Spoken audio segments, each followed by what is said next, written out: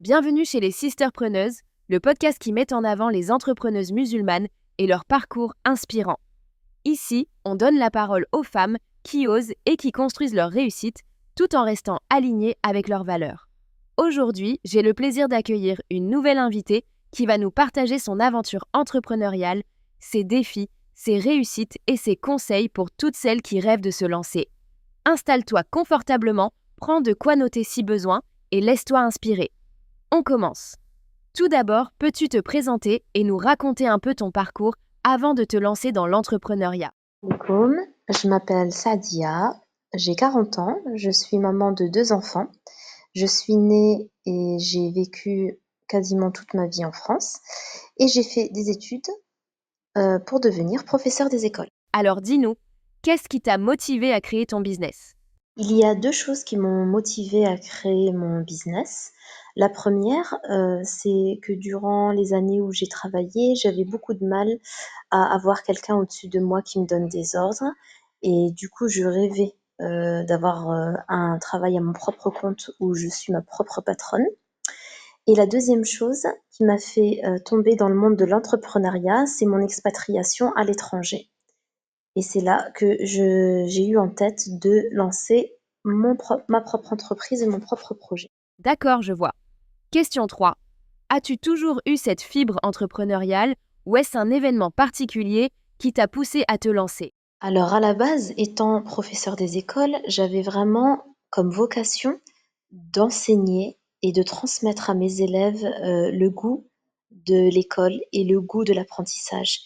Et puis m'est venue cette idée de créer mon propre projet. J'avais une petite fibre entrepreneuriale dès le départ puisque j'organisais des événements, j'étais dans l'associatif, dans l'humanitaire, j'aimais bien organiser, des choses et d'autres, mais cette fibre m'est venue vraiment avec le temps et avec l'expérience de l'étranger et l'expérience de vouloir entreprendre quelque chose de mon propre chef. Ok, question suivante. Comment as-tu eu l'idée de ton activité? La première fois que je me suis expatriée, j'ai choisi l'Égypte et j'ai découvert là-bas des produits d'exception, notamment le miel de Nigel et l'huile de Nigel, qui est réputé comme étant l'un des meilleurs au monde là-bas. Et ça m'a donné l'idée de transmettre ce goût et ces produits naturels au plus grand nombre et de le proposer à mes amis au départ et puis à celles qui allaient devenir mes futures clientes. Je vois. Et quels ont été tes premiers pas pour concrétiser ton projet? Au départ, j'ai vraiment vendu les tenues, que je proposais ainsi que les produits naturels à mes amis, à mon répertoire, à celles qui me suivaient sur les réseaux sociaux et puis très vite, heu, j'ai entrepris de créer ma société et de devenir auto-entrepreneuse.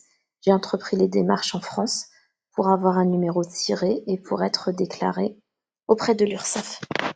Très bien. Est-ce que tu as rencontré des difficultés quand tu as commencé? Comment les as-tu surmontées? Je n'ai pas vraiment rencontré de problème au début parce que j'avais un grand réseau. J'avais des amis et des sœurs fidèles qui étaient très intéressés par, les tenues au départ que je vendais. J'ai eu tout de suite, beaucoup de commandes, beaucoup de clientes et même ça m'a dépassée et au fur et à mesure, j'ai commencé à être de plus en plus organisée et à tenir un carnet de commandes, à tout noter et à mieux m'organiser dans mes ventes. Ok, maintenant, tu peux nous parler de ce que tu proposes aujourd'hui comme produits, services, etc. Simbel est une marque de prêt-à-porter légiféré et de produits naturels et cosmétiques bio. En ce qui concerne le prêt-à-porter, je propose des vêtements pour femmes et enfants. Ça peut être des robes, des abayat, khimar, jilbab, kimono et pour enfants, qamis et robes et jilbab pour petites filles. En ce qui concerne les produits naturels et cosmétiques bio, je propose plusieurs gammes, au Nila, au Akalfassi, à la figue de Barbarie, à l'acide hyaluronique, ainsi que des savons naturels, des shampoings solides, des déodorants, des produits pour le corps, des huiles ainsi que des miels du monde entier et plein de produits qui sont 100% naturels. Très bien, dis-nous, qu'est-ce qui rend ton offre vraiment unique? Pourquoi une cliente devrait-elle te choisir par exemple? Je dirais que ce qui rend l'expérience unique avec la marque Simbel, c'est le rapport que j'ai avec mes clientes.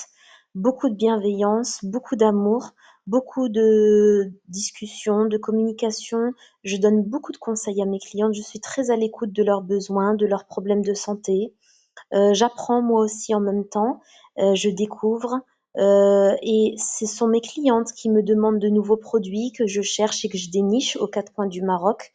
Donc ce qui fera la différence avec moi, c'est le rapport qu'elles auront avec moi, très sincère, avec beaucoup d'amour filaire. Est-ce que tu as une anecdote ou un retour client qui t'a particulièrement marqué depuis que tu es dans ce projet? J'ai énormément d'anecdotes à raconter et des expériences magnifiques avec mes clientes. Mais celle qui me marque le plus, c'est toujours quand une cliente porte le hijab au fur et à mesure de nos rencontres, de nos discussions. Parce que quand elles viennent chez moi, dans ma boutique, on ne parle pas que de produits, on parle de la vie, de Dieu, de l'éducation des enfants.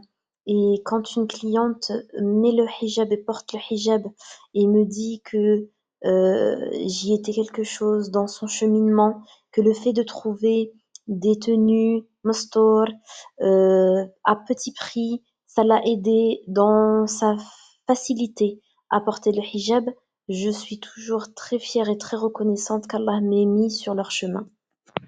Comment gères-tu ton activité au quotidien? Organisation, priorité, etc. Alhamdulillah, j'ai toujours été quelqu'un de très organisé, donc mon organisation au quotidien se fait autour de 3 axes, ma propre personne, ma famille et mon travail. En ce qui concerne ma propre personne, donc c'est très important pour moi d'essayer de travailler sur ma relation avec Allah. Ensuite, au niveau de l'alimentation, j'essaye de faire un effort et je pratique également un sport au quotidien, ce qui me fait énormément de bien et ce qui me permet d'être moins stressée et de gérer mes émotions. Ensuite, en ce qui concerne ma famille, je fais tout ce que j'ai à faire au niveau des tâches ménagères pour que tout soit fait en temps et en heure, alhamdulillah. Et enfin, au niveau de mon travail, je gère au quotidien et au jour le jour l'utilisation des réseaux sociaux pour communiquer sur mes nouveaux produits, ainsi que le listing des commandes. As-tu des conseils pour celles qui voudraient se lancer mais qui hésitent encore? Je conseille à toutes les sœurs qui veulent travailler dans de bonnes conditions en ayant la possibilité d'obéir à Allah et de porter le hijab, d'être dans la non-mixité, de faire ses prières à l'heure et de pouvoir gérer sa vie de famille, de se lancer dans l'entrepreneuriat. Pour moi, il n'y a pas mieux. Certes, ça peut apporter du stress dans la vie quotidienne, mais quand c'est bien géré et bien travaillé, ça peut apporter beaucoup de bonheur également. Très bien. En tant qu'entrepreneuse musulmane, as-tu ressenti un manque de visibilité pour ton activité? Pour le moment, ma clientèle se situe essentiellement en France, donc aux 4 coins de la France, et de plus en plus de sœurs au Maroc, où je suis expatriée maintenant, me font confiance et me passent des commandes.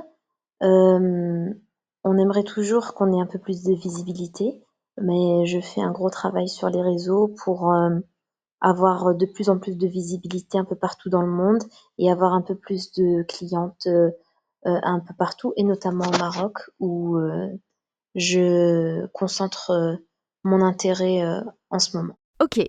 Et quels sont tes plus gros défis à l'heure actuelle pour te faire connaître? Le défi pour se faire connaître réside dans l'implantation de ma marque sur les réseaux sociaux, Instagram, Facebook, WhatsApp, Snapchat et TikTok.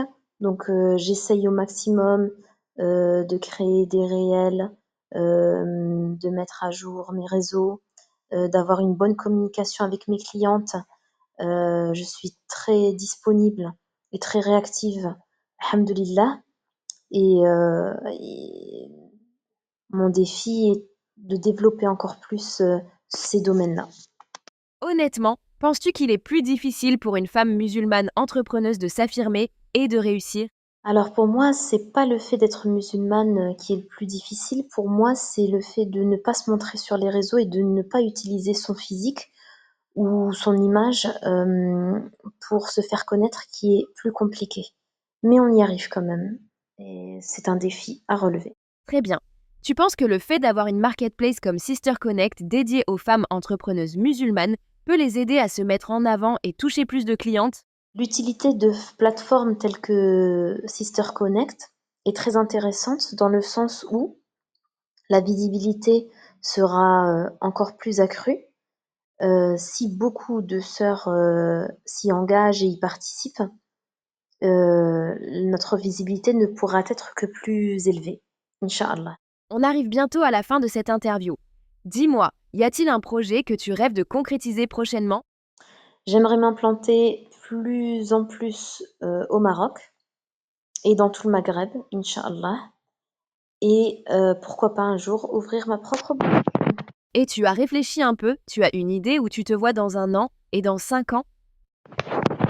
Moi, je suis quelqu'un qui vit plutôt au jour le jour, du coup, je ne me projette pas dans 1 ou 5 ans. Je fais les causes, je fais des douhas, et je demande à Allah de me guider là où il me guidera. Peut-être que je serai encore au Maroc dans 1 an, dans 5 ans, peut-être que je serai ailleurs, je ne sais pas. Et j'aime en fait le fait d'être dans l'incertitude constante, ça me plaît et ça me met moins de pression et j'aime ça.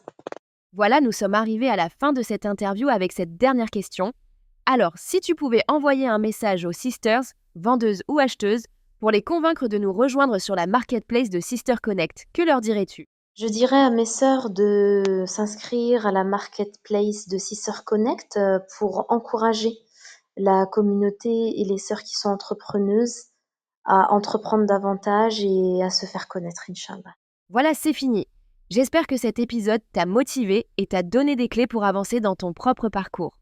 Si tu as aimé cette conversation, pense à la partager autour de toi pour soutenir nos entrepreneuses et aider d'autres sœurs à découvrir leur potentiel.